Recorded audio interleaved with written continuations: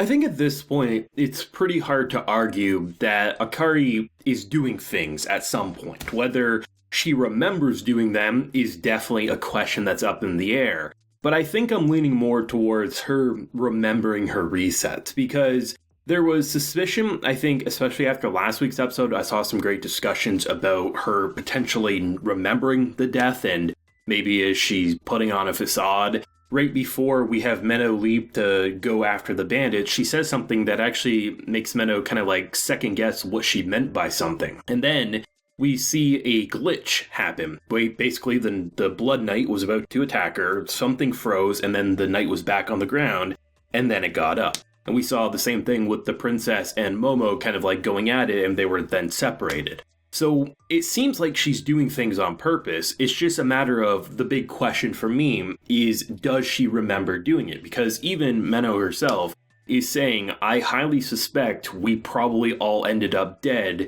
before we succeeded. That most likely the train crashed, we were all dead, and she reversed time. And it raises suspicions of exactly what her ability can do and the limitations with it. If she can remember her resets, basically rewinding and then causing it, being like, okay, I can't just wait for her to do it. I need to aid her, because ultimately we needed her kind of like mana. I think it's called ether in this world or something like that. But ultimately it works as mana, right? The idea that she needed to drain her own in order to have enough energy after defeating this Blood Knight in order to stop the train. So the fact that she can reverse time not only for herself, but essentially the world surrounding her, it's a pretty devastating power. It can be the most heroic, but it could also be the most, I think, villainous thing.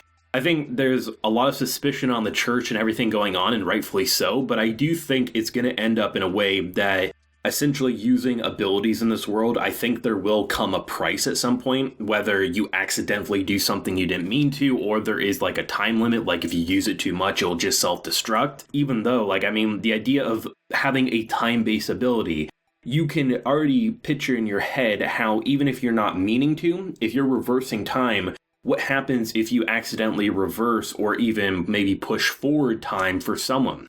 What if in the process of trying to rewind time, you rewind them before they were even born? Can you reverse that once it happens? I think there's a reason to be fearful of the summon's abilities, but I also think they shouldn't simply be hunted at the same time. I think it's just a matter of they need to be taught sort of a thing. But I like the suspicion because this show, after watching 3 episodes, is far better than I was ever hoping. In terms of pure excitement, I thought they would have toned down the action scenes or the more intense scenes, but seriously, it feels like it's a roller coaster, that we're still on the climb and we haven't reached the drop yet. And the drop's not a bad thing. If you're on a roller coaster, the anticipation to get to that drop and all the adrenaline that comes with it, that's usually the big moment. But truthfully, I kind of feel like all 3 episodes have had that level of excitement in some way, with the 3rd episode being my personal favorite out of the bunch. I think in terms of action, it is still some of the coolest I've seen. And truthfully, I might go as far to say is actually one of my favorite worlds when it comes to the way magic is being presented. I had someone, I can't remember if it was in the 1st episode or the 2nd episode's review, but they were mad because I was talking about the seals, because when they use their magic, right, there's almost like a crest that appears around their weapons and then it enhances it. And they didn't like, there's like, oh, that's a boring concept, don't talk about it. So I'm going to dedicate this portion to them. I think that shit is cool as hell. The whole idea that the way they're portraying the magic, the fact that there's like preparation, there's enchantments and things like that, and just the way they can take things that are probably pretty fine for an anime fight to begin with, but then turn it into something so much cooler. Like, look at the fight on top of the train, right, with the princess. She's doing pretty much basic things like enhancing her blades, and then at one point she basically turns her sword into a fire so she can obviously burn the trees that are being thrown at her. But look at the almost saw blade that the other character's using, Momo, where she enhances it and then it becomes like a chainsaw sword, or it just becomes a saw blade that she can throw and it comes back to her sort of a thing. There's so many cool shit happening to even the kind of final blow that our girl Menno uses, which is essentially throwing her knife that's attached to a string, which we've seen it was either in last week's episode or the previous one when she was going to pick up Akari. I love the fact that she can then electrocute and then send a enchantment that tells it to self-destruct. And it pushes back, but if you have enough power, you can overtake it. That's the type of stuff you just don't see in anime enough. And I think magic is one of the coolest concepts for a story. I love magic, whether it's, classic fantasy like Gandalf the Wizard, or if it's more in the isekai kind of fantasy vein where characters are enchanting their weapons and doing cool shit.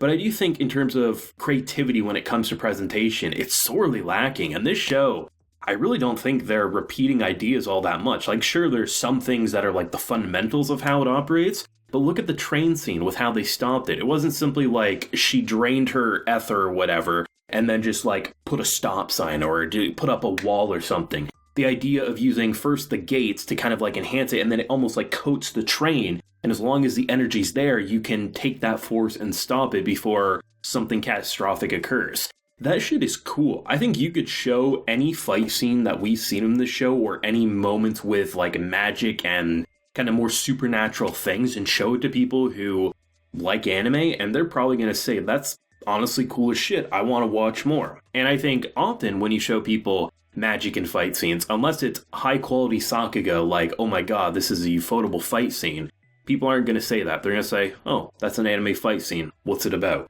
But I think with how this one goes outside the box with creativity, I think this one could sell people. Even though I don't think this is the crispest and highest quality show of the season, I think it's pretty damn consistent for what they're going for, and I love looking at it. Immediately, I was drawn into the bandits, who were kind of just like sitting there like with their guns, the way the guns looked, obviously their outfits. It just feels like things fit in this world, and it doesn't feel like things are just there to be filler or anything like that. It feels like everyone kind of has a purpose in the world, whether it's the general people on the train, the terrorists, as our girl calls them. That line had me rolling. Just the idea that she was like, oh, hi, Mr. Terrorist. I'm just a nice, noble priestess. You don't want anything to do with me. But it is interesting, though, right? Because I do think this is what my gut's telling me, that I don't think Akari wants to hurt Menno. I think she's suspicious of Menno and putting on a very nice girl act. But I also don't think she wants to kill her, but more so is hoping that maybe she'll change her mind and work with her rather than try to kill her again.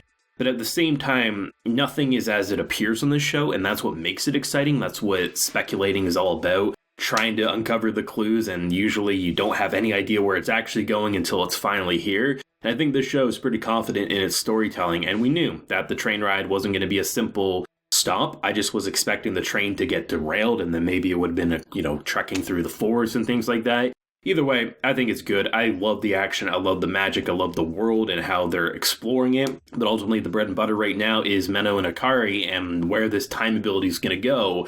And eventually, whenever it does do something bad, even if it's not on purpose, that's going to be interesting to see, because we've already got a taste in episode 1 with our girl's flashback. We saw one of the summons do something horrible. It was a catastrophic event. Something with time is probably going to be even worse. You could probably erase the world if that went out of control, and that's excitingly terrifying. Thoughts if you have any on this week's episode? How are you feeling about it? I know some people like to give things a 3-episode try, so you're going to stick with this one. Let me know down below. Leave a like if you enjoyed and subscribe if you're new around here. Until next time, everyone, please take care and have a good one.